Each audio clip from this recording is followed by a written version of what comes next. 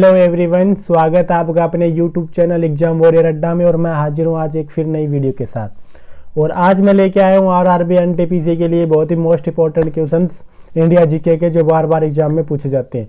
तो हम आज से आरआरबी की सीरीज स्टार्ट करें और उसका भाग फर्स्ट लेकर मैं आ चुका हूँ। तो आज का अपना पहला क्वेश्चन आ रहा है कि सन 1853 में डलहौजी द्वारा प्रथम टेलीग्राफ लाइन किन किन शहरों के बीच बिछाई गई। तो डलहौजी के शासनकाल में ना जो टेलीग्राफ लाइन थी वो किन किन शहरों के बीच में बिछाई गई थी। तो वो कौन से दो शहर थे, एक तो था उनमें कोलकाता और दूसरा क्या था, आगरा। ठीक है, कौन से दो शहर है, कोलकाता और आगरा। इसके बाद अपना अगला क्वेश्चन आ रहा है कि गोवा के प्रथम मुख्यमंत्री जिनका कार्यकाल के दौरान निधन हो गया। तो गोवा के कौन से मुख्यमंत्री थे प्रथम जिनका कार्यकाल के दौरान निधन हो गया, वो कौन थे, दयानंद बंदोदकर। कौन थे, दयानंद बंदोदकर। ठीक है, और इसके बाद ये तो प्रथम मुख्यमंत्री थे जिनकी क्या है कि कार्यकाल के दौरान ही मृत्यु हो गई। लेकिन अभी पीछे 2018 की बात हुई, शायद मनोहर पर्रिकर जो भी गोवा के मुख्यमंत्री थे जिनका भी क्या हो गया, कार्यकाल के रहते के दौरान मृत्यु हो गई। इसके बाद अगला क्वेश्चन आ रहा है कि भारत का वह शहर जो जीरो डे जल संकट की समस्या से जूझ रहा है। भारत का वह कौन सा शहर है जो जीरो डे जल संकट की समस्या से जूझ रहा है। तो वो कौन सा शहर है, बेंगलोर। ठीक है, कौन सा शहर है जो जीरो डे जल संकट की समस्या से जूझ रहा है, मतलब वहां पानी पीने की समस्या बहुत ज्यादा है। ठीक है, तो वो कौन सा, बेंगलोर। सबसे स्वच्छ पानी पूछे तो सबसे स्वच्छ पानी किसका है, गुजरात है ना, गुजरात का सबसे स्वच्छ पानी है। ठीक है, गुजरात का सबसे स्वच्छ पानी है। और गंदा पानी पूछे तो किस किस का है, पश्चिम बंगाल का और राजस्थान का। पश्चिम बंगाल और राजस्थान का गंदा पानी है। ठीक है, ठीक है, पश्चिम बंगाल और राजस्थान का गंदा पानी। इसके बाद अगला क्वेश्चन आ रहा है कि सन 1878 के वर्नाकुलर एक्ट को समाप्त किसने किया। सन 1878 का जो वर्नाकुलर एक्ट था उसको समाप्त किसने किया था। तो उसको समाप्त किसने किया, लॉर्ड रिपन ने वर्नाकुलर एक्ट को समाप्त किया। कब, 1878 के वर्नाकुलर एक्ट को। इसके बाद अपना अगला क्वेश्चन आ रहा है कि सर्वाधिक ग्रैंड स्लैम जीतने वाले खिलाड़ी कौन है। तो सर्वाधिक ग्रैंड स्लैम खिलाड़ी जीतने वाला आपको पता ही होगा कौन है, रोजर फेडरर। कौन है, रोजर फेडरर। ठीक है, जो सबसे ज्यादा यानी सर्वाधिक ग्रैंड स्लैम जीतते हैं उन्होंने। इसके बाद अगला क्वेश्चन आ रहा है कि बच्चों को किस विटामिन की कमी के कारण स्कूल में प्रोजेक्ट धूप की शुरुआत की गई। तो बच्चों में जो विटामिन की कमी होती है, बच्चों में किस विटामिन की कमी के कारण प्रोजेक्ट धूप की शुरुआत की गई। तो विटामिन डी, ये क्या होता है, सूर्य में होता है। ठीक है, विटामिन डी की कमी के कारण प्रोजेक्ट धूप की शुरुआत की गई। और ये कब की गई, विटामिन डी की कमी के कारण। ठीक है, कब, विटामिन डी की कमी के कारण। और ये 9 अप्रैल 2018 को, 9 अप्रैल 2018 को। ठीक है, 9 अप्रैल 2018 को प्रोजेक्ट धूप की शुरुआत की गई। इसके बाद अगला क्वेश्चन आ रहा है कि विश्व आर्द्र भूमि दिवस कब मनाया जाता है। तो विश्व आर्द्र भूमि दिवस 2 फरवरी को मनाया जाता है। ठीक है, कब मनाया जाता है, 2 फरवरी को। विश्व आर्द्र भूमि दिवस 2 फरवरी को मनाया जाता है। ठीक है, ये कब से मनाया जा रहा है, 1971 से। ठीक है, 1971 से। इसके बाद लास्ट अगला क्वेश्चन आ रहा है अपना कि फिनिक्स आश्रम में टोल्स्टॉय फार्म का संबंध किससे है। फिनिक्स आश्रम और टोल्स्टॉय फार्म का संबंध किससे है, महात्मा गांधी से। किससे है, महात्मा गांधी से। इसके बाद अपना अगला क्वेश्चन आ रहा है कि मिशन गगनयान वर्ष 2012 में अंतरिक्ष में 3 यात्रियों को अंतरिक्ष में भेजेगा। तो यह मिशन किन 2 देशों की सहायता से, मतलब ये किन देशों की सहायता से किया जा रहा है कि मिशन गगनयान 2 वर्ष से 2022 में अंतरिक्ष में भेजेगा। ठीक है, और मतलब 3 यात्रियों को भेजेगा। तो जो ये मिशन गगनयान है ये किन देशों की सहायता से अपना भारत कर रहा है। तो एक तो है फ्रांस और दूसरा है रूस। ठीक है, और इसको नाम क्या दिया गया है, अनंत आकाश। क्या नाम दिया इस मिशन को, अनंत आकाश। ठीक है, इस मिशन को नाम दिया गया है अनंत आकाश नाम दिया गया है। और इस पे लागत आएगी, लागत कितनी आएगी, 10,000 करोड़ की। ठीक है, 10,000 करोड़ की इस पे लागत आएगी। ठीक है, और ये कहां से भेजा जाएगा, श्री हरिकोटा से। कहां से भेजा जाएगा, ये श्री हरिकोटा से भेजा जाएगा, श्री हरिकोटा से भेजा जाएगा। ठीक है, और ये किस यान से, GSLV MK3। थर्ड इस यान से भेजा जाएगा। तो आपको पता है कि मतलब जो मिशन गगनयान है ये वर्ष 2022 में 3 यात्रियों को भेजेगा, रूस और फ्रांस की सहायता से भेजेगा। इसमें 10,000 करोड़ की लागत होगी और इस मिशन को नाम क्या दिया गया, अनंत आकाश नाम दिया गया और ये श्री हरिकोटा से भेजा जाएगा और GSLV-M के थर्ड यान से भेजा जाएगा। इसके बाद अपना अगला क्वेश्चन आ रहा है कि उत्कर्ष 2022 ये किससे संबंधित है। तो उत्कर्ष 2022 ये RBI से संबंधित है। उत्कर्ष 2022 किससे संबंधित है, RBI यानी रिजर्व बैंक ऑफ इंडिया। इसके बाद अगला क्वेश्चन आ रहा है कि 11 प्रांतों में देवता शासन को किस एक्ट से स्थापित किया गया। प्रांत होती थी पुराना मतलब अपने टाइम में रियासतों में, तो उसमें जो देवता शासन था जो अंग्रेजों के द्वारा, वो कौन से एक्ट के द्वारा जारी किया गया, तो वो 1919 का एक्ट के द्वारा। इसके बाद अपना अगला क्वेश्चन आ रहा है कि लॉर्ड डलहौजी की हड़प नीति का शिकार सर्वप्रथम कौन सा मतलब जो क्षेत्र था वो कौन सा हुआ, संतारा। ये संतारा क्षेत्र है, सबसे पहले लॉर्ड डलहौजी की हड़प नीति का शिकार हुआ, ठीक है, हुआ था, ठीक है।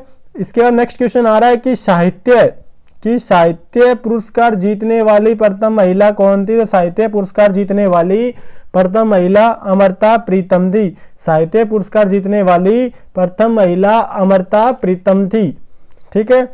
इसके बाद अपना अगला क्वेश्चन आ रहा है कि भारतीय संविधान में मौलिक कर्तव्यों को कब जोड़ा गया। तो भारतीय संविधान में मौलिक कर्तव्यों को सन 1976 में जोड़ा गया। भारतीय संविधान में मौलिक कर्तव्यों को कब जोड़ा गया, सन 1976 में भारतीय संविधान में मौलिक कर्तव्यों को जोड़ा गया। इसके बाद नेक्स्ट क्वेश्चन आ रहा है कि भारतीय प्रेस का मुक्तिदाता कौन है। तो भारतीय प्रेस का मुक्तिदाता सर चार्ल्स बावेज है। भारतीय प्रेस का मुक्तिदाता कौन है, सर चार्ल्स बावेज। इसके बाद अगला क्वेश्चन आ रहा है कि विलियम जोस ट्रॉफी का संबंध किस खेल से है। तो विलियम जोस ट्रॉफी का संबंध बास्केटबॉल, ठीक है, बास्केटबॉल से विलियम जोस ट्रॉफी का संबंध है, ठीक है। ये रेलवे से रिलेटेड क्वेश्चन है, मैं हर टाइप के क्वेश्चन लेके आया हूं, बुक से रिलेटेड, खेल से रिलेटेड, अपना जो मध्य इतिहास है वो, इंडिया जीके, करंट जीके में ऑल रिलेटेड क्वेश्चन की अपनी एक सीरीज होगी, 50 क्वेश्चन लेके आऊंगा मैं डेली के डेली, आपको पार्ट के वाइज कराएंगे, ठीक है। तो आप वीडियो को ज्यादा से ज्यादा शेयर करें और लाइक करें, ठीक है। इसके बाद अगला क्वेश्चन आ रहा है कि संविधान के किस अनुच्छेद में बाल श्रम का निषेध है।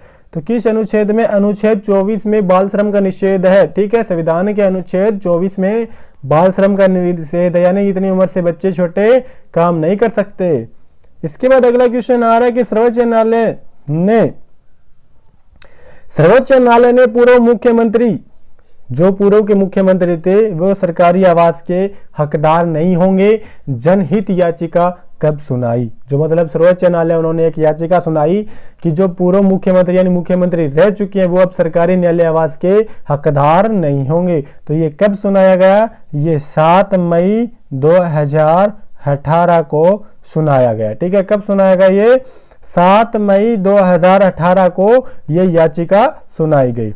इसके बाद अगला क्वेश्चन आ रहा है कि द गर्ल इन रूम 105 पुस्तक के लेखक कौन है। द गर्ल इन रूम 105 पुस्तक के लेखक कौन है, चेतन भगत। ये कि मानेडे बहुत महान राइटर है, ठीक है। इसके बाद अगला क्वेश्चन आ रहा है कि लॉर्ड कैनिंग ने महारानी विक्टोरिया का घोषणा पत्र किस स्थान से पढ़कर सुनाया था। लॉर्ड कैनिंग ने महारानी विक्टोरिया का घोषणा पत्र किस स्थान से पढ़कर सुनाया। तो इलाहाबाद। इलाहाबाद का नया नाम क्या कर दिया गया है, प्रयाग, ठीक है। तो कहां से सुनाया, इलाहाबाद से सुनाया। इसके बाद नेक्स्ट क्वेश्चन आ रहा है कि चमेली देवी जैन पुरस्कार किस क्षेत्र में, यानी किस क्षेत्र में दिया जाता है, कार्य लिखे गया, सॉरी मिस प्रिंटिंग हो जाती है। तो किस क्षेत्र में दिया जाता है, ये पत्रकारिता के क्षेत्र में चमेली देवी जैन पुरस्कार दिया जाता है, ठीक है। पत्रकारिता के क्षेत्र में चमेली देवी जैन पुरस्कार दिया जाता है। इसके बाद अगला क्वेश्चन आ रहा है कि शिक्षा का अधिकार किस अनुच्छेद से संबंधित है। तो शिक्षा का अधिकार किस अनुच्छेद से संबंधित है। तो अनुच्छेद 21A, अनुच्छेद 21A से शिक्षा का अधिकार संबंधित है, ठीक है। और शिक्षा का अधिकार ये कौन से संविधान संशोधन में से जोड़ा गया, ये 86वां संविधान संशोधन से जोड़ा गया, ठीक है। और ये कब लागू हुआ, ये जोड़ा तो गया था 2002 में, ठीक है, और लागू होता है ये 2003 में, ठीक है। और इसमें 2 आर्टिकल होते हैं, तो एक अनुच्छेद 21A और एक अनुच्छेद 21K होते हैं। ठीक है, तो कौन से अनुच्छेद से? अनुच्छेद 21A। ठीक है, अनुच्छेद 21A। इसके बाद अगला क्वेश्चन आ रहा है कि माइंड विदाउट फियर पुस्तक के लेखक कौन है? माइंड विद आउट पुस्तक के लेखक कौन है? तो माइंड विद आउट पुस्तक के लेखक रजत गुप्ता है। ठीक है, कौन है? रजत गुप्ता। इसके बाद अपना अगला क्वेश्चन आ रहा है किशन गंगा परियोजना किस नदी पर बनी हुई है? तो किशन गंगा परियोजना कौन सी नदी पर बनी हुई है? ये दामोदर नदी पर बनी हुई है। किशन गंगा परियोजना कहां पे है? ये दामोदर नदी पे बनी हुई है और ये कहां पे? जम्मू कश्मीर में है। ठीक है, कहां पर है ये? जम्मू कश्मीर में। कहां पर है ये किशन गंगा परियोजना? सॉरी, मिस प्रिंटिंग हो गया थोड़ा सा इसमें, सॉरी, इसका क्वेश्चन गलत हो गया है। तो इसमें दामोदर नहीं आएगा, इसमें झेलम नदी आएगा। ठीक है, ये कौन सी है? झेलम नदी। ठीक है, तो झेलम नदी पे बनी है किशन गंगा परियोजना। कौन सी नदी पे बनी है? झेलम नदी पर बनी है। ठीक है, और इसकी क्षमता कितनी है? 330 मेगावाट की इसकी क्षमता, और ये जम्मू कश्मीर के बांदीपुर जिले में है। ठीक है, जम्मू कश्मीर के बांदीपुर जिले में किशन गंगा परियोजना है। ये झेलम नदी भी बनी है और इनकी क्षमता 330 मेगावाट की है। ठीक है, इसमें मिस प्रिंटिंग होता है, दामोदर नहीं, सॉरी, इसका झेलम नदी पे बनी है किशन गंगा परियोजना। इसके बाद अगला क्वेश्चन आ रहा है कि मर्त ज्वालामुखी किलिमंजारो किस देश में है? तो मर्त ज्वालामुखी किलिमंजारो तंजानिया में है। मर्त ज्वालामुखी किलिमंजारो किस देश में है? तो मर्त ज्वालामुखी किलिमंजारो तंजानिया में है। ठीक है, इसके बाद नेक्स्ट क्वेश्चन आ रहा है अपना कि एग्जाम वॉरियर पुस्तक के लेखक कौन है? तो एग्जाम वॉरियर पुस्तक के लेखक नरेंद्र मोदी है। तो एग्जाम वॉरियर पुस्तक के लेखक कौन है? एग्जाम वॉरियर पुस्तक के लेखक नरेंद्र मोदी है। ठीक है, और ये एग्जाम वॉरियर ही है, ये एग्जाम वॉरियर, इसके आगे हम अड्डा लगा दे तो ये अपना चैनल बन जाता है। तो एग्जाम वॉरियर अड्डा अपना चैनल है, इसको लाइक करें, ज्यादा से ज्यादा शेयर करें और ज्यादा से ज्यादा सब्सक्राइब कराए इस चैनल को। इसके बाद अगला क्वेश्चन आ रहा है कि राष्ट्रीय दुखैती संवेदी एजेंसी कहाँ स्थित है? तो राष्ट्रीय दुखैती संवेदी एजेंसी कहाँ पे है? ये हैदराबाद में है। ठीक है, कहाँ पे है? ये हैदराबाद में। राष्ट्रीय दुखैती संवेदी एजेंसी कहाँ पर है? ये हैदराबाद में है।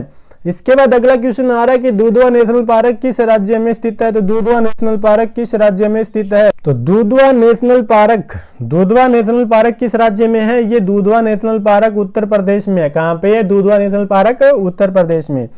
इसके बाद अगला क्वेश्चन आ रहा है कि गंधार कला स्कूल किस काल में प्रगति पे था? जो गंधार कला स्कूल है वो कौन से काल में प्रगति पे था? वो कुषाण काल में प्रगति पर था। ठीक है, कौन से काल में? कुषाण काल में गंधार कला स्कूल प्रगति पे था। इसके बाद अगला क्वेश्चन आ रहा है कि दादा साहब फाल्के पुरस्कार किस मंत्रालय द्वारा दिया जाता है? तो दादा साहब फाल्के पुरस्कार कौन से मंत्रालय द्वारा? सूचना व प्रसारण मंत्रालय द्वारा दिया जाता है। ठीक है, कौन से? सूचना व प्रसारण मंत्रालय द्वारा, और पीछे अमिताभ बच्चन को दिया गया दादा साहब फाल्के पुरस्कार। इसके बाद अगला क्वेश्चन आ रहा है कि जल संरक्षण दिवस कब मनाया जाता है? तो जल संरक्षण दिवस कब मनाया जाता है? 19 नवंबर को। कब मनाया जाता है? 19 नवंबर को जल संरक्षण दिवस मनाया जाता है। ठीक है, कब मनाया जाता है? 19 नवंबर को जल संरक्षण दिवस मनाया जाता है। इसके बाद अगला क्वेश्चन आ रहा है कि भारतीय समूह विज्ञान संस्थान कहाँ स्थित है? तो भारतीय समूह विज्ञान संस्थान कहाँ स्थित है? तो भारतीय समूह विज्ञान संस्थान पणजी में स्थित है। पणजी कहाँ पे है? गोवा की क्या है? राजधानी है। ठीक है, और अभी आपने देखा होगी लॉकडाउन चल रहा है और कोरोना वायरस आ रहा है, तो गोवा एक ऐसा राज्य है जो कोरोना से सबसे पहले मुक्त हुआ है। ठीक है, गोवा कौन सा है? सबसे पहले कोरोना से मुक्त होने वाला राज्य। इसके बाद अगला क्वेश्चन आ रहा है कि विक्रमशिला विश्वविद्यालय की स्थापना किसने की? तो विक्रमशिला विश्वविद्यालय की स्थापना किसने की थी? यह धर्मपाल ने विक्रमशिला विश्वविद्यालय की स्थापना की। इसके बाद अगला क्वेश्चन आ रहा है कि पुर्तगालियों ने गोवा पर कब्जा कब किया? तो पुर्तगालियों ने गोवा पर कब्जा कब किया? 1510 ईस्वी में पुर्तगालियों ने गोवा पर कब्जा किया। इसके बाद अगला क्वेश्चन आ रहा है कि 3 बीघा कॉरिडोर किन 2 देशों के बीच स्थित है? तो 3 बीघा कॉरिडोर किन 2 देशों के बीच स्थित है? भारत और पाकिस्तान के बीच 3 बीघा कॉरिडोर स्थित है। ठीक है, 3 बीघा कॉरिडोर भारत और पाकिस्तान के बीच में स्थित है। तो दोस्तों आपको कैसा लग रहा है ये हमारा एफर्ट? कृपया हमें कमेंट करके बताएं और वीडियो को ज्यादा से ज्यादा शेयर करें। हम डेली के डेली 50 क्वेश्चन कराएंगे आपको आरआरबी एनटीपीसी से लेकर एग्जाम के रिलेटेड। डी ग्रुप से भी एनटीपीसी बहुत एग्जाम है, और आप हमारे जो टेलीग्राम चैनल को भी ज्वाइन कर सकते हैं, लिंक नीचे डिस्क्रिप्शन में, और इस वीडियो की पीडीएफ आपको टेलीग्राम पे ही मिलेगी। तो चैनल को ज्यादा से ज्यादा सब्सक्राइब करें और वीडियो को ज्यादा से ज्यादा शेयर। इसके बाद अगला क्वेश्चन आ रहा है कि प्रथम एशियन गेम कहाँ आयोजित हुए। तो प्रथम एशियन गेम कहाँ पे आयोजित होते हैं? भारत में। और कब? 1951 में। ठीक है, सबसे पहले प्रथम जो एशियन गेम है कहाँ पे हुए? भारत में हुए थे। और कब हुए? 1951 में ही प्रथम एशियन गेम भारत में हुए। इसके बाद अगला क्वेश्चन आ रहा है कि शिक्षा का अधिकार कौन से संविधान संशोधन द्वारा जोड़ा गया। ये मैंने पीछे आपको क्वेश्चन में बता दिया था, लेकिन फिर मैं आपको एक और बता देता हूं कि शिक्षा का अधिकार कौन से संविधान संशोधन 86वां संविधान संशोधन द्वारा जोड़ा गया। और ये कब जोड़ा गया? 2002 में। और ये लागू कब होता है? 2003 में। ठीक है, और इसमें आर्टिकल कौन सा? 21A।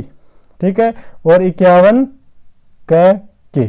ठीक है, ये दो आर्टिकल्स है इसमें जो शिक्षा के अधिकार है। कब जोड़ा गया? ये 2002 में। और लागू कब होता है? 2003 में। और कौन सा संविधान संशोधन होता है? ये 86वां संविधान संशोधन होता है। ठीक है, इसके बाद अगला क्वेश्चन आ रहा है कि why I am a Hindu पुस्तक के लेखक कौन है। तो why I am a Hindu पुस्तक के लेखक कौन है? शशि थरूर। ठीक है, कौन है इस पुस्तक के लेखक? Shashi Tharoor why I am a Hindu पुस्तक के लेखक हैं। इसके बाद अगला क्वेश्चन आ रहा है कि भारतीय संविधान सभा किसके अनुसार गठित हुई। तो भारत की संविधान सभा किसके अनुसार गठित हुई? कैबिनेट मिशन योजना के तहत भारत की संविधान सभा गठित हुई, कैबिनेट मिशन योजना के तहत। इसके बाद अगला क्वेश्चन आ रहा है कि बैंक ऑफ बड़ौदा में विजया बैंक व देना बैंक का विलय कब हुआ।